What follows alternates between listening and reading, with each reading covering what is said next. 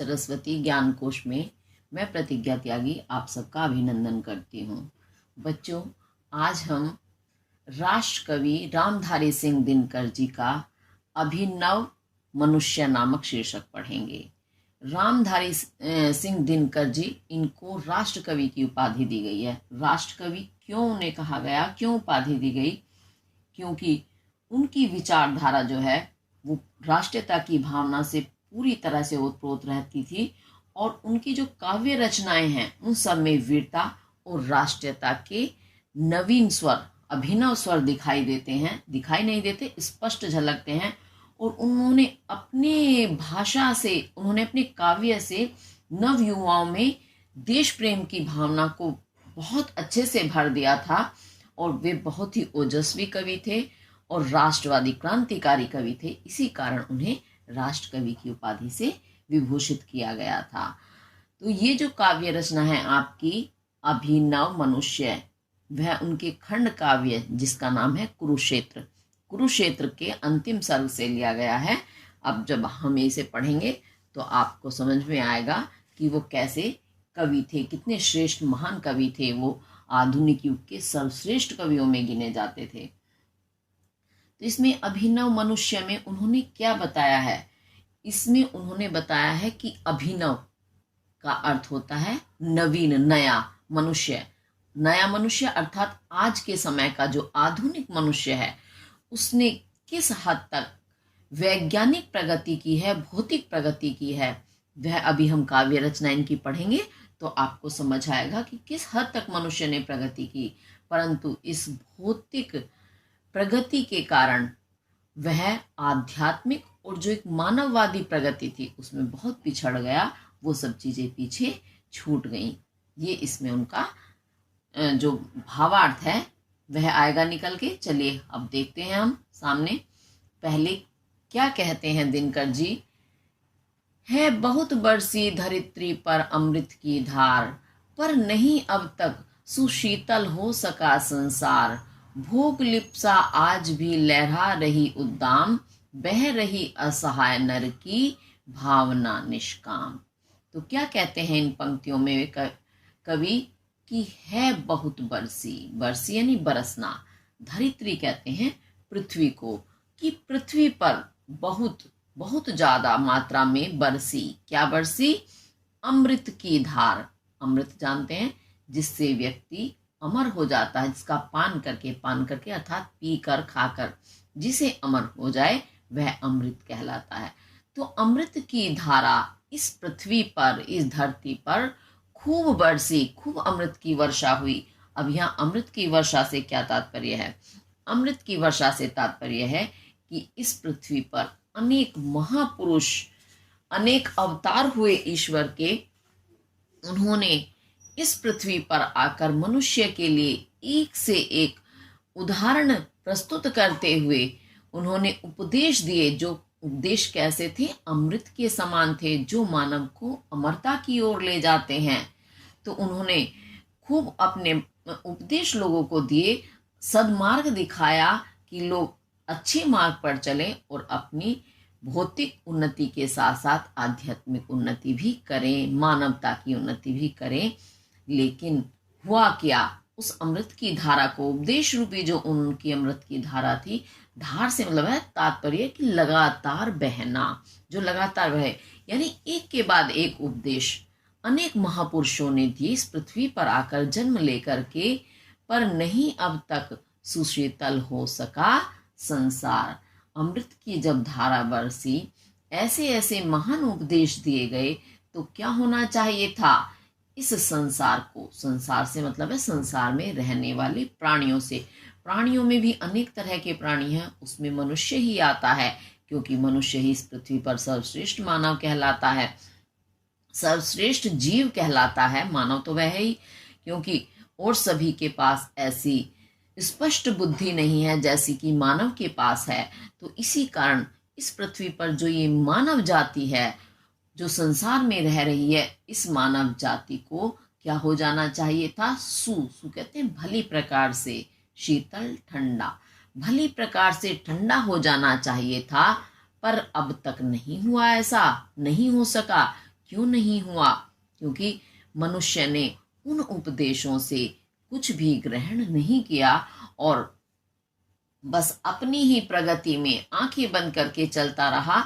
एक होता है सार्वभौमिक प्रगति। सार्वभौमिक प्रगति मानव ने नहीं की, खाली भौतिक प्रगति की। इस कारण वह संसार यानी संसार के जो ये मनुष्य थे वो भली प्रकार शीतल नहीं हो पाए। अर्थात शीतल होने से तात्पर्य क्या होगा? ठंडा होना।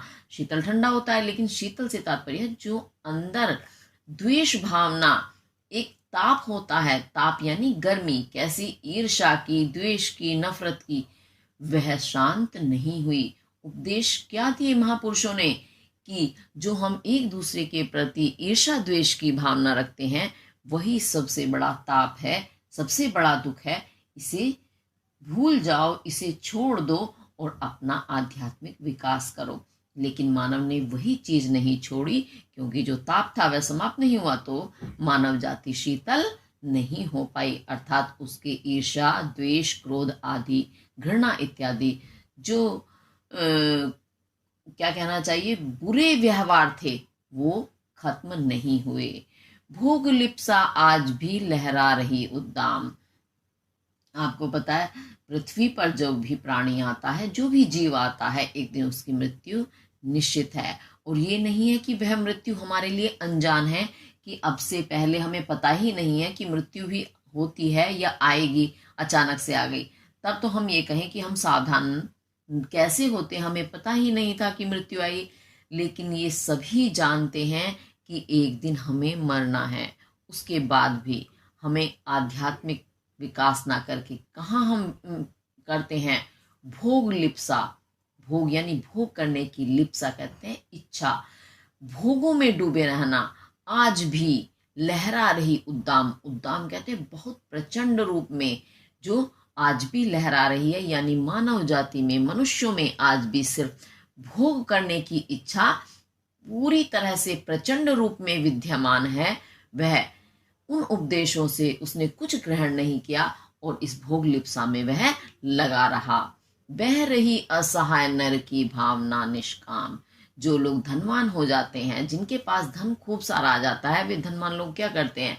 नए नए भोग विलास की चीजें उन्हें चाहिए और उन्हीं में दिन रात डूबे रहते हैं।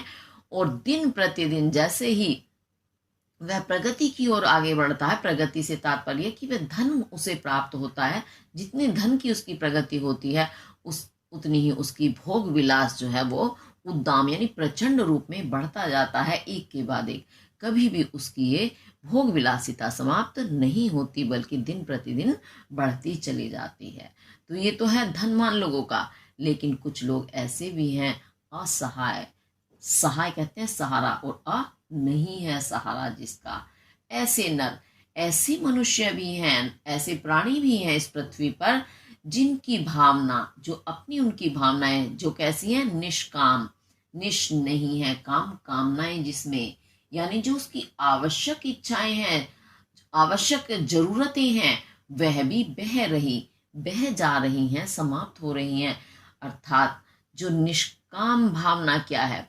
2 समय की रोटी, कपड़ा, मकान। मकान भी बाद में आता है, लेकिन रोटी कपड़ा हर प्राणी को चाहिए, हर मनुष्य को चाहिए। तो उन मनुष्य को जिनका कोई सहारा नहीं है, अर्थात जो निर्धन है, ऐसे मनुष्यों की वो निष्काम भावना भी पूरी नहीं हो पाती। अर्थात उन्हें 2 समय का भोजन तक भी सही से नहीं मिल पाता और वे भावना उनकी बह जाती हैं। अर्थात वो बेचारे जैसे तैसे जीवन गुजारते हैं। तो एक तो वह प्राणी कि जो हमेशा भोग विलास में ही डूबे रहते हैं, सदा उनकी इच्छाएं ही चलती रहती हैं एक के बाद एक। लेकिन एक नर वो भी हैं, एक प्राणी वो भी हैं जिन्हें 2 समय का खाना भी सही से प्राप्त नहीं होता है, नहीं मिलता है। तो देखो ये आधुनिक मनुष्य की ये प्रगति है कि वरना हो क्या, जो धनवान व्यक्ति है, अगर मानवता या आध्यात्मिकता का विकास हुआ होता तो मनुष्य ये सोचता भाई मेरे पास इतना धन है, मैं तो इसे व्यर्थ ही बर्बाद कर रहा हूँ, कम से कम उन लोगों की मदद हो, उन लोगों को ऐसा कार्य दिया जाए कि उन्हें कम से कम 2 जून की रोटी तो चैन से मिल जाए। तो ये कैसी उन्नति हुई? भौतिक उन्नति हुई सिर्फ। आध्यात्मिक या मानवतावादी उन्नति नहीं हुई। इसमें ये कवि ऐसा बताना चाह रहे हैं। अभी आपको समझ आया होगा, क्योंकि मैंने साथ ही शब्दार्थ और भावार्थ एक साथ समझाने का प्रयास किया है। इसे आप अच्छे से ध्यान से पढ़ेंगे और बहुत अच्छे से तैयारी करेंगे। अगर कोई चीज़ समझना है तो आप कमेंट करके जरूर पूछें। तो इसमें अब देखते हैं हम इसके काव्य सौंदर्य के तत्व। काव्य सौंदर्य में इसमें आपका देखिए क्या आता है। सबसे पहले तो इसमें आपकी भाषा आती है।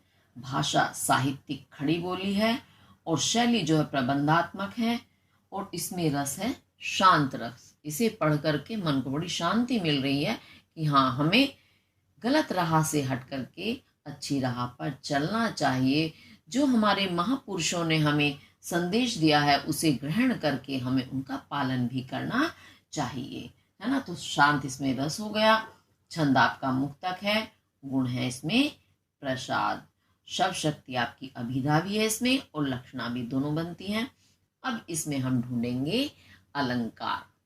अलंकार में बहुत बरसी धरित्री पर अमृत की धार, बाबा वर्ण की आवृत्ति हो रही है, और धरित्री पर अमृत की धार धा वर्ण की आवृत्ति हो रही है। पर नहीं अब तक शीतल हो सका संसार, सा वर्ण की आवृत्ति हो रही है। भोग लिप्सा आज भी लहरा रही उद्दाम, बह रही असहाय नर की भावना निष्काम। तो यहाँ आप जहां एक वर्ण की आवृत्ति बार बार हुई है, आवृत्ति होना अर्थात दोहराना, एक शब्द या एक वर्ण बार बार आता है, वहां आपका कहलाता है अनुप्रास अलंकार। अब इसके साथ एक चीज और देखेंगे। बहुत बरसी धरित्री पर अमृत की धार, तो धरती पर अमृत की धारा बरसना क्या बता रहा है। और संसार सुशीतल हो सका नहीं संसार, संसार भी शीतल नहीं हुआ तो संसार कोई ठंडी होने वाली चीज नहीं है। और धरती पर अमृत की धारा बरसना, तो अमृत की सीधी धारा कैसे बरसेगी। तो यहाँ उपमेय में उपमान का भेद रहित आरोप किया गया है, इस कारण आपका यहाँ रूपक अलंकार बनता है। इसके साथ ये पद पूरा हुआ। अब आगे देखते हैं। भीष्म हो अथवा युधिष्ठिर, या कि हो भगवान, बुद्ध हो कि अशोक, गांधी हो कि यीशु महान, सिर झुका सबको, सभी को श्रेष्ठ निज से मान, मातृवाचिक ही उन्हें देता हुआ सम्मान, दग्ध कर पर को स्वयं भी भोगता दुख दहा, जा रहा मानव चला अब भी पुरानी रहा। तो इसमें और क्या बताते हैं। राष्ट्र कवि दिनकर जी की भीष्म हो। भीष्म पितामह का नाम आपने महाभारत में अवश्य ही सुना होगा। कैसे थे भीष्म। दृढ़ प्रतिज्ञा, उन्होंने बहुत दृढ़ प्रतिज्ञा की थी। आपको याद होगा कि उन्होंने आजीवन अविवाहित रहकर अपने देश की रक्षा करने की प्रतिज्ञा ली थी, तो उन्होंने उस प्रतिज्ञा को पूर्ण भी किया। तो भीष्म हो, चाहे तो दृढ़ प्रतिज्ञा भीष्म हो अथवा युधिष्ठिर। और युधिष्ठिर का नाम भी सुना होगा, उनके पोते थे, वो प्रपोत्र थे युधिष्ठिर। पांडवों में सबसे बड़े थे, पांडु के पुत्र, 5 पुत्रों में सबसे बड़े युधिष्ठिर थे, जो कैसे थे धर्मराज, जिन्होंने सदैव सत्य का पालन किया। या कि हो भगवान, और चाहे भगवान श्री कृष्ण के लिए यहाँ कहा गया है कि चाहे तो दृढ़ प्रतिज्ञा भीष्म पितामह हो, या सत्यनिष्ठ युधिष्ठिर हो, या कि भगवान श्री कृष्ण हो, जिन्होंने कर्म निष्ठा का, योग निष्ठा का मार्ग लोगों को दिखाया। और बुद्ध हो कि अशोक, और महात्मा बुद्ध, भगवान बुद्ध के बारे में आप सब जानते हैं कि उन्होंने लोगों को सत्य और अहिंसा का मार्ग दिखाया। अशोक, और अशोक भी महात्मा बुद्ध के शिष्य रहे हैं, सम्राट अशोक। तो उन्होंने भी उन्हीं के पथ पर, महात्मा बुद्ध के पथ पर चलते हुए लोगों को सत्य अहिंसा का मार्ग बताया। गांधी हो, और गांधी जी ने भी सत्य और अहिंसा का पथ प्रदर्शन किया कि यीशु महान, और यीशु यानी ईसा मसीह, ईसा मसीह ने भी लोग को दया का, प्रेम का, सत्य का, अहिंसा का मार्ग दिखाया। तो इसी कारण वो ईसा मसीह भी बहुत महान थे। सिर झुका सबको। अच्छा हाँ, इन चीजों में इन सब महापुरुषों के भगवान के नाम किस लिए ले गए हैं? क्योंकि इन लोगों ने इस पृथ्वी पर जन्म लेकर, जो अभी पहले पद में हमने पढ़ा था ना, उपदेश महापुरुषों ने दिए, फिर भी हमने उन्हें ग्रहण नहीं किया, तो वही महापुरुषों के अब नाम बताए गए हैं कि इन महापुरुषों ने इस पृथ्वी पर जन्म लेकर हमारे लिए जो उपदेश की अमृत की धारा बरसाई थी, ये वही महापुरुष हैं। हमने इनके उन उपदेशों को क्या किया? सिर झुका सबको। सबको, जितने भी महापुरुष हुए, जितने भी अवतारी उत्पन्न हुए, सबको हमने सिर झुका करके क्या किया? ग्रहण कर लिया। सभी को श्रेष्ठ निज से मान। और इन सभी महापुरुषों को, सब अवतारों को हमने क्या किया? श्रेष्ठ। श्रेष्ठ माना किससे? निज से। निज कहते हैं अपना, अपने आप से हमने उन्हें श्रेष्ठ मान लिया। उनकी श्रेष्ठता को हमने ग्रहण किया कि ये वास्तव में श्रेष्ठ मनुष्य हैं, श्रेष्ठ पुरुष हैं। लेकिन कैसे ग्रहण किया? मात्र वाचिक ही, मात्र सिर्फ वाचिक, वाचिक कहते हैं वचनों से, सिर्फ वचनों से ही उन्हें देता हुआ सम्मान। मानव ने क्या किया? सिर्फ उन्हीं वचनों से, यानी मौखिक रूप में सिर्फ बोलकर ही सम्मान दिया कि मुंह से हाँ हम आपकी बात शिरोधार्य करते हैं, हम आपकी आज्ञा का पालन करेंगे, हम आपके बताए हुए मार्ग पर चलेंगे। सिर्फ शब्दों में ही ग्रहण किया, उससे ज्यादा नहीं किया। शब्दों में उन्हें हमने खूब सम्मान दिया, दग्ध कर पर को। परंतु क्या किया मानव ने? दग्ध कहते हैं जलाना, कर करके, जला करके, पर कहते हैं दूसरे को, पर को दूसरे मानव को जला करके, जलाना अर्थात ईर्ष्या भावना से उन्हें जला करके, दुखी करके, कष्ट दे करके, स्वयं भी भोगता दुख दहा। यह मनुष्य कैसा है? दूसरों को तो कष्ट देता ही है, दूसरों को तो दग्ध करता ही है, परंतु स्वयं भी, अपने आप भी वह भोगता है क्या? दुख दहा। दुख की दाह कहते हैं आग, स्वयं भी वह दुख की आग भोगता है। जब हम दूसरों को कष्ट देंगे तो हमें कैसे सुख प्राप्त होगा? हमें कोई और मिल जाएगा, या हमने जो उन्हें कष्ट दिए हैं, कष्ट देने से भी पहले क्या होता है? कष्ट हम किसे देंगे? जिसके प्रति हम ईर्ष्या भावना रखते हैं, जिसे हम घृणा करते हैं। तो उसके लिए भी पहले हमें खुद को ही तो जलाना होगा। खुद के अंदर हमें वह ऐसे गंदे विचार पैदा करने होंगे, ऐसे बातें बनानी होंगी कि वो हमारी बातों से परेशान हो। तो सबसे पहले क्या हुआ? हम खुद जले, तब हम दूसरों को जलाते हैं। तो मनुष्य ये नहीं कि दूसरों को दुख देकर स्वयं खुश रह सकता है, नहीं, वह स्वयं भी खुश नहीं रहेगा। जब दूसरों को खुशी नहीं दे सकते तो खुद भी खुश नहीं रह सकते। जा रहा मानव चला, अब भी पुराने रहा। तो मानव आज भले ही उसने कितनी बड़ी प्रगति क्यों ना कर ली हो, भले ही वह चंद्रमा पर पहुंच गया, समुद्रों को उसने पार कर लिया, चंद्रमा क्या, आज तो मनुष्य मंगल ग्रह पर पहुंच रहा है, तो भले ही उसने भौतिक प्रगति क्यों नहीं कर ली हो, परंतु अब भी, आज भी वह पुरानी जो राह कहते हैं, रास्ता, जो पुराना रास्ता है उसी पर जा रहा है। पुराना रास्ता कौन सा है मानव का? यानी जहां से उसने चलना आरंभ किया था। मानव ने चलना कहां से आरंभ किया था? याद होगा आपको, इतिहास थोड़ा सा ध्यान करिएगा तो आपको सारा याद आ जाएगा। मानव ने आदि मानव से चलना आरंभ किया था। आदि का अर्थ होता है सबसे पहला।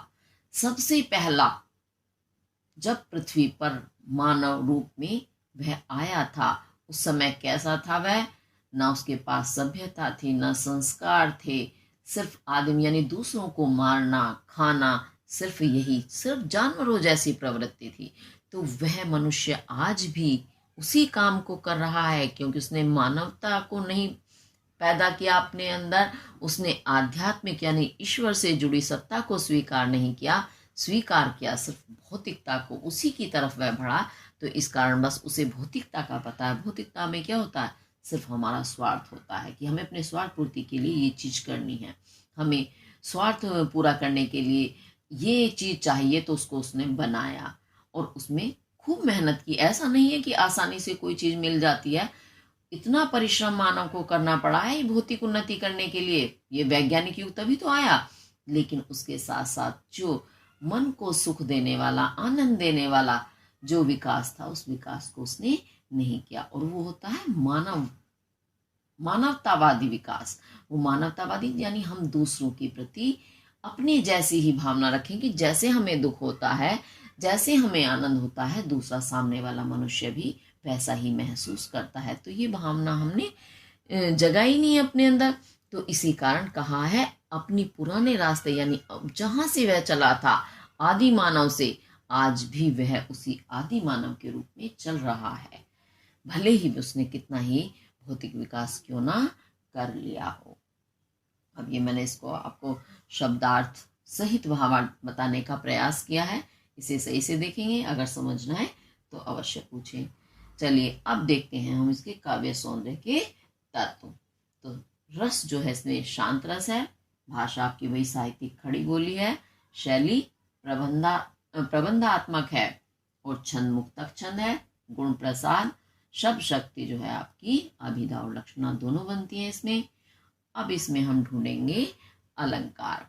तो अलंकार में पहले की पंक्ति में देखेंगे, भीष्म हो अथवा युधिष्ठिर या कि हो भगवान, बुद्ध हो कि अशोक, गांधी हो कि ईशु महान, सिर झुका सबको, सभी को श्रेष्ठ निज से मान, सा वर्ण की आवृत्ति हो रही है, मात्रवाचिक ही उन्हें देता हुआ सम्मान, दग्ध कर पर को, रा वर्ण की आवृत्ति हो रही है, स्वयं भी भोगता दुख दहा, दादा वर्ण की आवृत्ति हो रही है, जा रहा मानव चला अब भी पुरानी रहा। तो जहां एक वर्ण की आवृत्ति हो रही है यानी दोबारा आ रहा है, वहां आपका हो गया अनुप्रास अलंकार।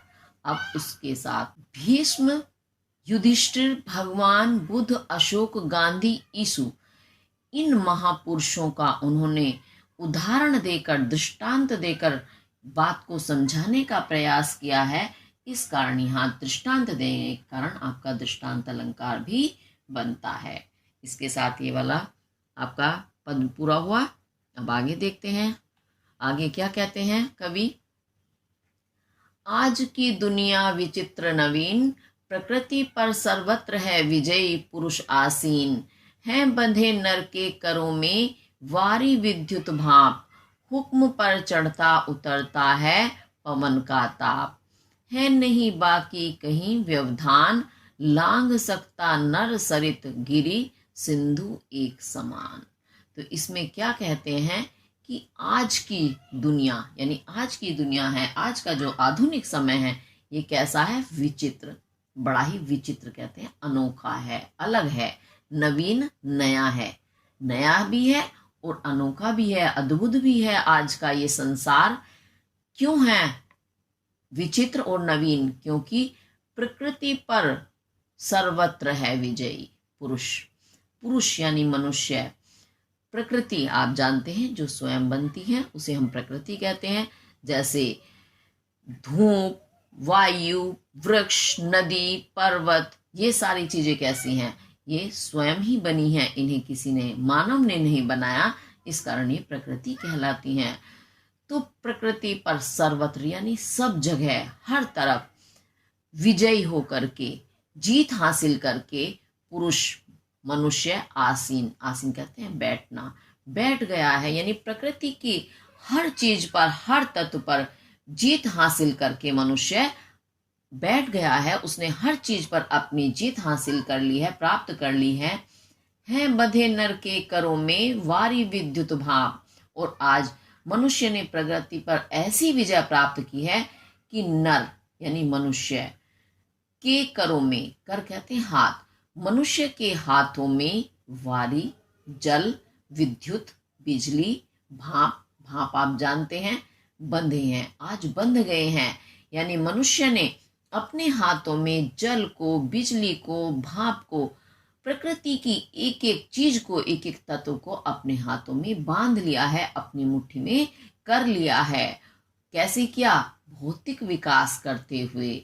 हुक्म पर चढ़ता उतरता है पवन का ताप, और हुक्म पर, किसके हुक्म, मनुष्य के हुक्म कहते हैं आदेश, मानव के आदेश पर आज पवन कहते हैं वायु का ताप, जो वायु का ताप है, ताप अर्थात गर्मी, जो उसकी गर्मी है वायु की, वह चढ़ती है यानी ऊपर जाती है, उतरती है यानी उतरता है, नीचे आता है।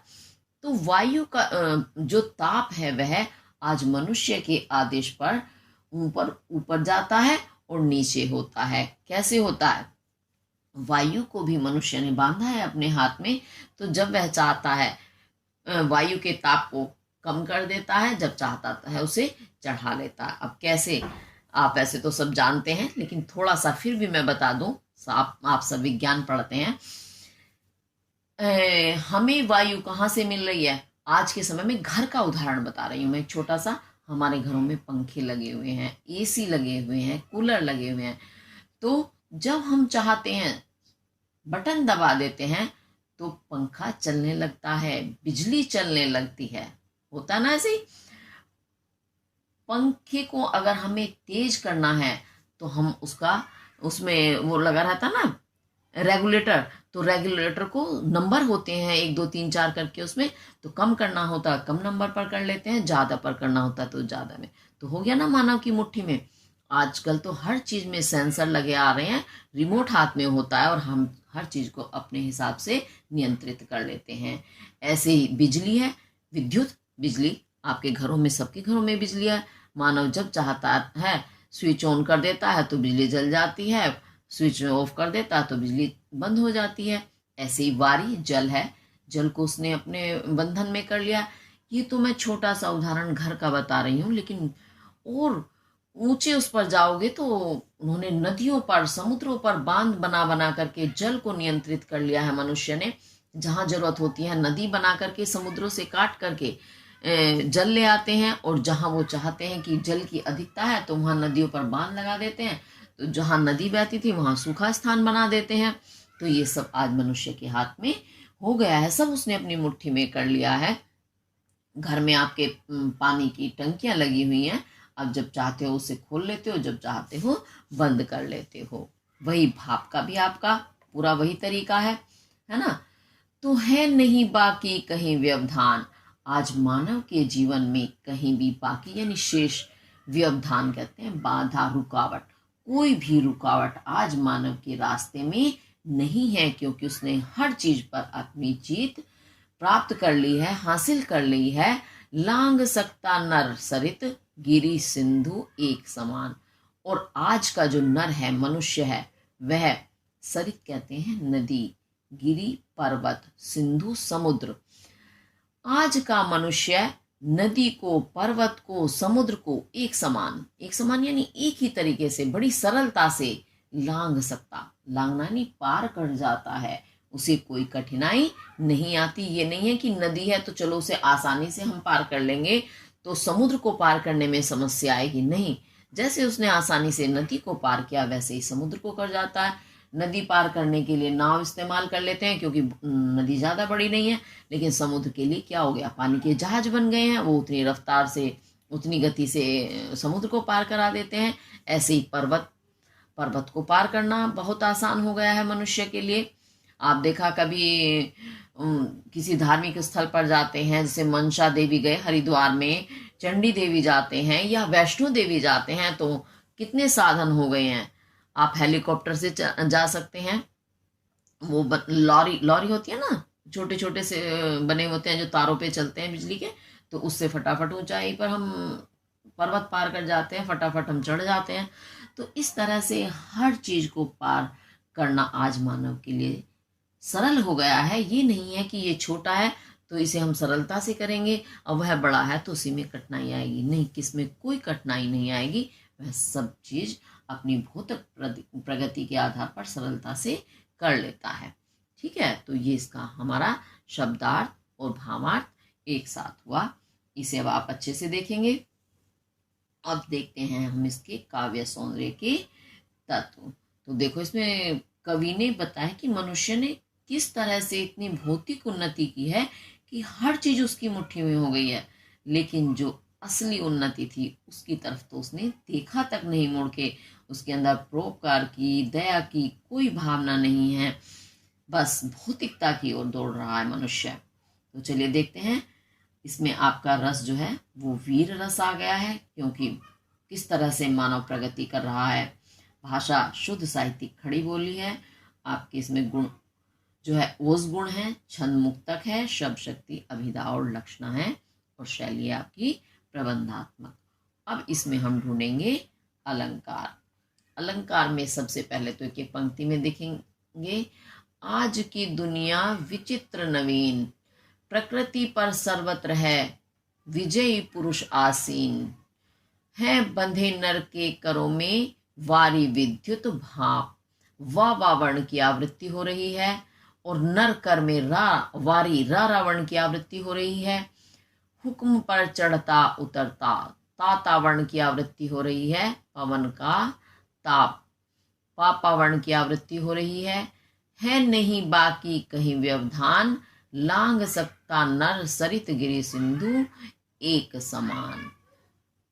तो जहां एक वर्ण की आवृत्ति हो रही है वहां आपका हो गया अनुप्रास अलंकार। अब उसके बाद इसमें देखेंगे प्रकृति पर सर्वत्र विजयी पुरुष आसीन, कि प्रकृति की सब चीजों पर, संपूर्ण तत्वों पर मनुष्य ने विजय हासिल करके वो आसीन बैठ गया है। तो प्रकृति पर विजय हासिल कर सकते हैं। विजय यानी जीत किस पर हासिल होती है? आमने सामने युद्ध होता है तब हार जीत का फैसला होता है, लेकिन मानव ने प्रकृति पर विजय प्राप्त की। प्रकृति ऐसी चीज नहीं है कि हम वायु पर आक्रमण करके अपने वश में कर लें या धूप को अपने वश में कर लें, नहीं कर सकते। तो इस तरह से यहाँ उपमेय में उपमान का भेद रहित आरोप किया गया है, इस कारण आपका यहाँ रूपक अलंकार बनता है। इसके साथ आपका ये वाला पद भी पूरा हुआ। चलिए अब आगे देखते हैं। शीश पर आदेश कर अवधार्य, प्रकृति के सब तत्व करते हैं मनुज के कार्य, मानते हैं हुक्म मानव का महावरुणेश, और करता शब्द गुण अंबर वहन संदेश। नव्य नर की मुष्टि में विकराल, है सिमटते जा रहे प्रत्येक क्षण दिक्काल। यह मनुज जिसका गगन में जा रहा है यान, कांपते जिसके करों को देख कर परमाणु। तो इसमें क्या बताते हैं कवि? देखिए कहाँ तक कवियों की दृष्टि जाती है। शीश कहते हैं सिर, सिर पर आदेश, आदेश आप जानते हैं क्या होता है? आदेश आज्ञा। कर अवधार्य, अवधार्य नहीं धारण, तो सिर पर आज्ञा धारण करके, क्या आज्ञा धारण करके, क्या आदेश धारण करके?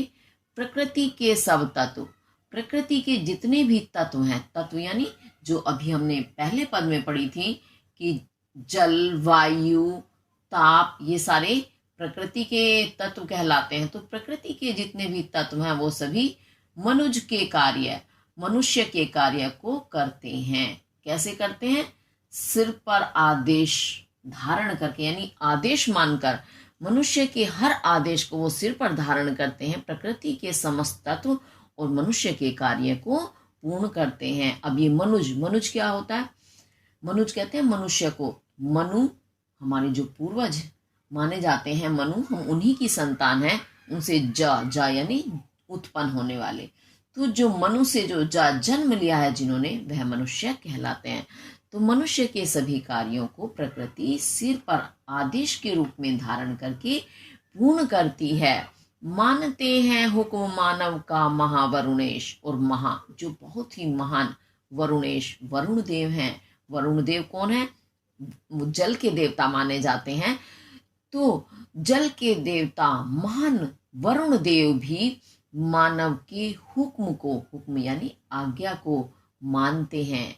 कैसे मानते हैं? वरुण यानी जल, उन्हीं का ही है रूप। तो जल को जब चाहे मनुष्य जिस दिशा में मोड़ दे, उसे जहां, अभी पहले भी मैंने बताया था कि अगर उसे आवश्यकता है कि जहां जल नहीं है उसे ले जाना है, तो वह नदियां बना करके, नहर बना करके जल का जो रास्ता है उसे परिवर्तित कर देता है, जल के मार्ग को बदल देता है। और जहां जल की आवश्यकता नहीं है, वहां पर ज्यादा है तो वहां जल के ऊपर बांध बना देता है, तो वहां रोक देता है जल को, और वहां सूखा स्थान हो जाता है जहां बांध बना दिया गया उससे आगे का। तो इस तरह से आज मानव ने इतनी भौतिक उन्नति की है कि उसने जल को भी, यानी जल के देवता वरुण को भी अपनी मुट्ठी में कर लिया है। वह जल देव भी उसकी आज्ञा को, मनुष्य की आज्ञा को हुक्म के रूप में धारण करते हैं और मानते हैं। यानी जो उसने जैसा कर दिया वो करना ही पड़ेगा देवों को भी। और कर्ता शब्द गुण अंबर, अंबर कहते हैं आकाश, आकाश का जो गुण होता है क्या, शब्द, शब्द को ग्रहण करना। तो शब्द को ग्रहण करने की जो ताकत है वो अंबर में, आकाश में होती है। वह आकाश जो इतना महान है, जो शब्दों तक को ग्रहण करता है, वह आज मानव की मुट्ठी में है। कैसे? वहन करता, वहन करना यानी ले जाना, संदेश, जो मनुष्यों के जो संदेश होते हैं उन्हें वह वहन करता है, यानी अपने साथ ले जाता है। कैसे? एक स्थान से दूसरे स्थान पर। अब इसका आपको याद आ रहा होगा, आपके घरों में जो ये फोन होते हैं, मोबाइल फोन भी होते हैं, एक तार वाले होते हैं जिन्हें आप लैंडलाइन फोन बोलते हैं, और जो आजकल बिना तारों वाले वायरलेस जिन्हें कह रहे हो आपके मोबाइल हैं। तो वो संदेश आपके कैसे जाते हैं? रेडियो धर्मी से, सैटेलाइट्स लगा दिए गए हैं, उनके माध्यम से हमारा संदेश दूसरे तक पहुंच जाता है आसानी से। तो वो सब कौन कर रहा है? अंबर, आकाश, आकाश में ही वो सैटेलाइट्स लगे हुए हैं जो तरंगों के माध्यम से हमारा संदेश एक स्थान से दूसरे स्थान पर ले जाते हैं। तो देखो मनुष्य की आज्ञा को किस तरह से आकाश जो कि इतना महान है वह उठा रहा है, मान रहा है। नव्य नर की मुष्टि में विकराल, तो नव्य कहते हैं नवीन, नया, जो आधुनिक नर मनुष्य है उसकी मुष्टि कहते हैं मुट्ठी, उसकी मुट्ठी कैसी है? विकराल, बड़ी ही विकराल कहते हैं भयंकर। आज मनुष्य की मुट्ठी इतनी भयंकर हो गई है, उसने अपनी मुट्ठी में क्या से क्या कैद नहीं कर रखा। तो आज आधुनिक मनुष्य की भयंकर मुट्ठी में है सिमटते जा रहे प्रत्येक क्षण, प्रत्येक हर क्षण कहते हैं पल, हर पल हर क्षण सिमटता जा रहा है, यानी इकट्ठा होकर के आ गया है उस मानव की मुट्ठी में। क्या क्या? दिक काल, दिक काल से आप विच्छेद करेंगे, दिक कहते हैं दिशा, काल समय। आज दिशाएं और समय भी हर पल मनुष्य की उस भयंकर मुट्ठी में बंधते जा रहे हैं। यह मनुज और यह मनुज, यह मनु की जो संतान मनुष्य है जिसका गगन में जा रहा है यान, आज उसने सिर्फ पृथ्वी या जल पर ही निरंतर नहीं किया, वह केवल पृथ्वी पर ही नहीं विचरता या जल में ही नहीं विचरता, क्योंकि जल में भी उसके जहाज चलते हैं, पृथ्वी पर तो वो रहता ही है। जल में भी उसके जहाज चल रहे हैं, नावें चल रही हैं, तो वह एक स्थान से दूसरे स्थान हर चीज को पार करता जा रहा है, जल को भी और थल को भी। लेकिन आज उसी मनुष्य का गगन कहते हैं आकाश में भी यान, यान यानी वायुयान, जो वायु से चलने वाला, जिसे आप हवाई जहाज हेलीकॉप्टर कहते हैं, वह यान भी देखो आकाश में जा रहा है, यानी आकाश तक में उसने अपना यान चला दिया है, कोई स्थान तो छोड़ा ही नहीं। तो तीनों ही चीजें घेर डाली मानव ने, ऐसी प्रगति की है, कांपते जिसके करो को देख कर परमाणु। और आज उसी मनुष्य ने कितनी प्रगति की है। परमाणु, आप जानते हैं परमाणु कितना भयंकर होता है। एक परमाणु बम ही जरा सा छोटा सा होता है, लेकिन इतना भयंकर होता है कि वो बिल्कुल विनाश मचा देता है अगर उसमें विस्फोट हो जाता है। तो वह परमाणु भी आज मनुष्य के हाथों में आकर कांपने लगता है, जो दूसरों को नष्ट करने की क्षमता रखता है, परंतु मनुष्य के कर कहते हैं हाथ, हाथ में आकर के वह भी कांपने लगता है। तो मनुष्य के हाथों में आज इतनी ताकत है, कैसे कांपने लगता है? यानी मनुष्य के हाथ में परमाणु आया, उसका रिमोट आया, तो फिर तो जैसे चाहे मानव उसको इस्तेमाल कर सकता है। तो इस कारण, इस प्रकार से परमाणु भी उससे डरते हैं, कांपने लगते हैं डर के कारण। ये इसका आपका शब्दार्थ और भावार्थ एक साथ हुआ। अब देखते हैं इसके हम काव्य सौंदर्य के तत्व। भाषा आपकी वही शुद्ध साहित्यिक खड़ी बोली है, रस इसमें वीर रस है, बड़ा ही उत्साह जगा रहा है यह पद। छंद जो है मुक्तक छंद है, ओज गुण है, शैली जो प्रबंध शैली है, और शब्द शक्ति आपकी अभिधा और लक्षणा है। अब इसमें हम ढूंढेंगे अलंकार। शीर्ष पर आदेश कर अवधार्य, प्रकृति के सब तत्व करते हैं मनुज के कार्य। का वर्ण की आवृत्ति हो रही है और ता वर्ण की भी आवृत्ति है। मानते हैं हुक्म मानव का महावरुणेश, मा वर्ण की आवृत्ति हो रही है। और करता शब्द गुण अंबर वहन संदेश, नव्य नर नाना वर्ण की आवृत्ति हो रही है। और हैं सिमटते जा रहे प्रत्येक क्षण दिक्काल, और यह मनुज जिसका गगन में जा रहा है यान, कांपते जिसके करों को देख कर परमाणु। तो का वर्ण की आवृत्ति हो रही है, इस कारण इसमें आपका अनुप्रास अलंकार बनता है। इसके साथ आपका ये पद पूरा हुआ, बाकी और कोई अलंकार इसमें नहीं दिखाई दे रहा है। तो अब इसके साथ हम आगे बढ़ते हैं। खोल कर अपना हृदय गिरि सिंधु भू आकाश, है सुना जिसको चुके निज गुह्यतम इतिहास। खुल गए पर्दे रहा अब क्या यहाँ अज्ञे, किंतु नर को चाहिए नित विघ्न कुछ दुर्जे। सोचने को और करने को नया संघर्ष, नव्य जय का क्षेत्र पाने को नया उत्कर्ष। देखो इसमें भी कितने सुंदर बातें कही हैं। हृदय, हृदय आप जानते हैं, गिरि कहते हैं पर्वत।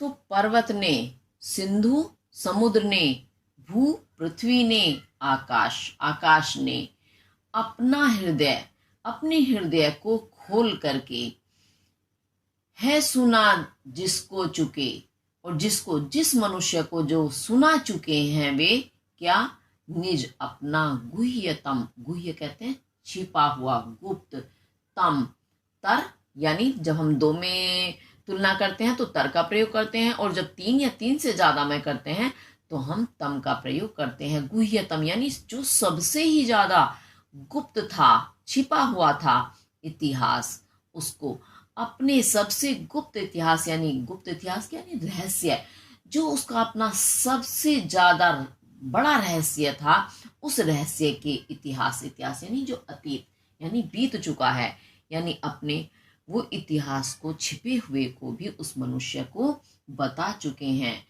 अपना हृदय खोलकर, यानी उस मानव ने इस कदर प्रगति की है कि उसने पर्वत, समुद्र, पृथ्वी, आकाश, हर किसी के अंदर घुस घुस कर उसकी जो छिपे हुए रहस्य थे, रहस्य छिपे हुए ही होते हैं, जो छिपे होते हैं वही रहस्य कहलाते हैं, तो उनके रहस्यों को भी जान लिया कि इनके अंदर है क्या चीज।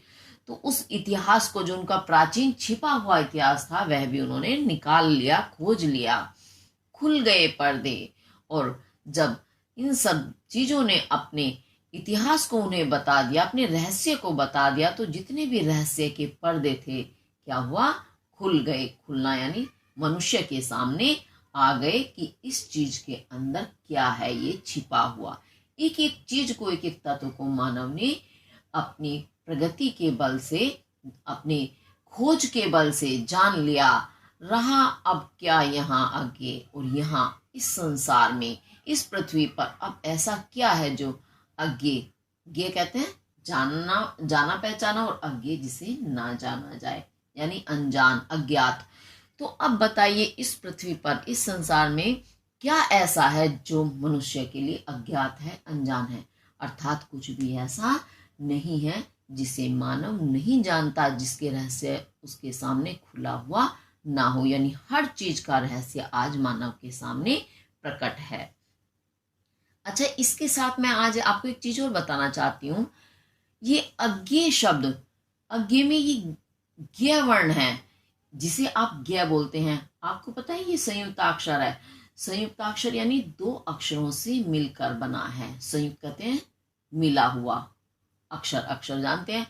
तो ये ज्ञ वर्ण जो है, ये जय, जय शब्द जो आपका होता है वो हलंत वाला, और ये अनुनासिक वर्ण जो होता है, जो चवर का अंतिम वर्ण होता है, तो उससे मिलकर बनता है ये। तो इसे हम जय और ये से मिलकर बना है, इसे जय बोलते हैं। लेकिन हम संस्कृत में जब हम इसका उच्चारण करेंगे ना, तो इसे हम जय ही बोलेंगे। जय, जय और जय में अंतर है, ध्यान से सुनेंगे एक बार। जय, जय, तो ये जय वर्ण है। असल में मैं जब इसको बोलती हूं तो जय ही बोलती हूं, लेकिन आज मैंने इसका उच्चारण ज्ञ किया है। क्यों? क्योंकि आप लोग जब बोलते हैं, आप लोगों ने आज तक सुना भी होगा, अधिकतर इसे ज्ञ ही बोला जाता है। लेकिन इसका भी रहस्य है, अभी मैंने आपको बता दिया। क्योंकि जय और य वर्ण से मिलना कर बना है, तो ये जय कहलाएगा। संस्कृत में इसका शुद्ध उच्चारण जय ही कहा जाएगा। तो इसमें एक दिन मेरे पास एक कमेंट आया संस्कृत में कि मैम आप इसका उच्चारण गलत करती हो, ये जय नहीं है, ज्ञ कहना चाह रहे होंगे वो, लेकिन वो कमेंट में स्पष्ट नहीं हुआ। तो मैंने इसे बताने का इसीलिए आज प्रयास किया है कि आपको समझ में आ जाए कि शुद्ध उच्चारण इसका ज्ञ होता है। अब ये ज्ञ क्यों होता है, इसका भी कारण मैंने आपको बता दिया है। तो इसे हम अज्ञेय कहेंगे। जो वास्तव में ज्ञाता है वर्णों का, वह इसे जय ही बोलेगा, तो इसे हम अज्ञेय बोलेंगे। ठीक है, एक होता अजय, जय खाली जय होता तो अजय बोला जाता, लेकिन अज्ञेय बोल रहेंगे हम इसे। ठीक है, तो आप इसको आज से ध्यान रखना कि हमें सही उच्चारण करना है। आज मैंने पहले अशुद्ध उच्चारण किया क्योंकि मैं आपको बताना चाहती थी, बच्चे मुझे इस तरह से कमेंट करके पूछ रहे थे। तो ये आपका आगे देखते हैं। किंतु नर को चाहिए नित विघ्न कुछ दुर्जे। तो उन्होंने कहा कि सारे रहस्य तो मानव के सामने खुल चुके हैं, परंतु नर को, नर यानी मनुष्य को चाहिए, अब आगे भी चाहिए। ये नहीं है उसने जो प्राप्त कर लिया वह वहीं रुक गया, नहीं, आगे भी उसे चाहिए। क्या? नित, नित यानी प्रतिदिन, विघ्न, विघ्न जानते हैं आप, समस्या, बाधा, कुछ ना कुछ बाधा या समस्या उसे चाहिए। कैसी? दुर्जे, दुर कहते हैं कठिनता से, जय जिसे जीता जा सके, जिसे कठिनता से जीता जाता है वह दुर्जय कहलाती है। तो उसे कुछ ऐसी प्रतिदिन एक नई समस्या चाहिए, एक नया ऐसा कुछ चाहिए जिस पर जीत हासिल करना, जीत प्राप्त करना कठिन हो। यानी सरल चीजें तो मानव को भाती ही नहीं है कि वो आसानी से उसे मिल जाए और वो संतुष्ट हो जाए। जो वास्तव में चिंतनशील होते हैं, जो मस्तिष्क को हर समय चलायमान रखते हैं और कर्मशील लोग होते हैं, वो छोटी मोटी चीज से या सरलता से खुश नहीं होते। उन्हें तो कठिनता चाहिए कि ये चीज ऐसे क्यों। ये मानव स्वभाव है। इस स्वभाव का एक छोटा सा उदाहरण मैं देना चाहूंगी। आपने कभी देखा होगा छोटे बच्चों को, छोटे बच्चों से आप ये कह दो कि इस चीज को मत छेड़ना, तो आपका इतना कहना है उसका दिमाग कौंधने लगता है कि इसे छेड़ने से मना कर रहे हैं तो जरूर इसमें कुछ है, क्योंकि उसे तो कठिन चीजें ही चाहिए, वो बचपन से होती है। बाद में हम अपने स्वभाव के अनुसार अपने आप को ढाल लेते हैं कि हम आलसी बन गए, हम करना नहीं चाहते, लेकिन ये तो हमें जन्मजात गुण मिला है कि कुछ हमें ऐसा चाहिए, भले ही उसमें हमें पता चल गया कि खतरा है, तो वही चीज को छेड़नी है। बच्चा उसी चीज को छेड़ाछाड़ी जरूर करेगा, जरूर उसे हासिल करने की कोशिश करेगा, जानने की कि इसके अंदर क्या है। तो ये मैंने यहाँ मनुष्य का स्वभाव का आपको उदाहरण देकर के बताया कि हमारा जन्मजात गुण होता है। तो यही इसमें कवि कह रहे हैं कि मनुष्य ने ये नहीं है कि अब जो मिला उसी में संतुष्ट हो गया, नहीं, आगे भी उसे नित प्रतिदिन कुछ विघ्न, कुछ ऐसी विघ्न, ऐसी समस्या या ऐसा विषय चाहिए जिस पर जीत कर पाना कठिन हो, कठिनता से जिसे जीता जाए। नहीं, समस्या कितनी भी कठिन क्यों ना आए, फिर भी उसे ऐसा कुछ ना कुछ नया करना ही है। सोचने को, और खाली सिर्फ करना नहीं, पहले वह सोचता है। जो समझदार लोग होते हैं, कहा जाता है ना चिंतन, चिंतन से मतलब ये नहीं तो चिंता करना, वो चिंता अलग हो गई, और चिंतन होता है विचार मनन करना। जब भी किसी कार्य को आरंभ करें तो उससे पहले उस पर चिंतन यानी विचार विमर्श जरूर करें। सोच समझ कर, कहा जाता है ना, सोच समझ कर कार्य करना चाहिए, तो सोच समझना वही है कि सोचने को, यानी हमें उस पर विचार करना चाहिए, चिंतन करना चाहिए और करने को नया संघर्ष, और उस मनुष्य को प्रतिदिन कुछ ना कुछ नया संघर्ष करने के लिए चाहिए ही चाहिए। यानी उसे नया टॉपिक मिल गया, अब वह उस पर विचार विमर्श करेगा, सोचेगा, उसके बाद उस पर वह संघर्ष आरंभ कर देता है। तो यही मनुष्य की शोध कला है।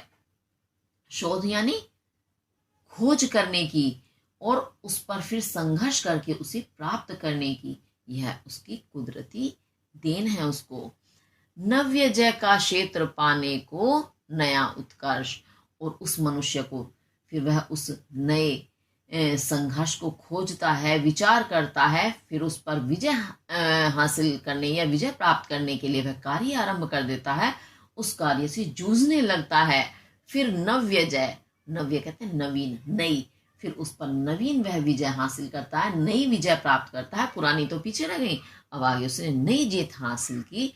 तो नव्य जय का क्षेत्र पाने को, और जिस पर वो नवीन आगे आने वाली और जीत हासिल कर सके, ऐसा क्षेत्र स्थान प्राप्त करने के लिए नया उत्कर्ष, उसे नया उत्कर्ष कहते हैं प्रगति, नई प्रगति करने के लिए और नई जीत हासिल करने के लिए, नया क्षेत्र प्राप्त करने के लिए, नया स्थान प्राप्त करने के लिए उसे दिन प्रतिदिन कुछ ना कुछ दुर्जय चाहिए, कुछ ऐसा विषय चाहिए जिस पर वो विचार मनन संघर्ष करके उस पर नई जीत प्राप्त करे और उसको नई प्रगति मिले। आई बात समझ में? तभी तो मनुष्य ने बढ़ना। एक चीज की खोज कर ली, उसे बना लिया, फिर आराम से बैठ जाना कि चलो अब हमारी इच्छा पूरी हुई, आगे कुछ नहीं करना। नहीं, ऐसा नहीं है। मनुष्य एक जीत प्राप्त करके चुप नहीं बैठता, फिर उसे दूसरा चाहिए। यही इसमें बताने का प्रयास किया गया है। और दूसरे के बाद तीसरा।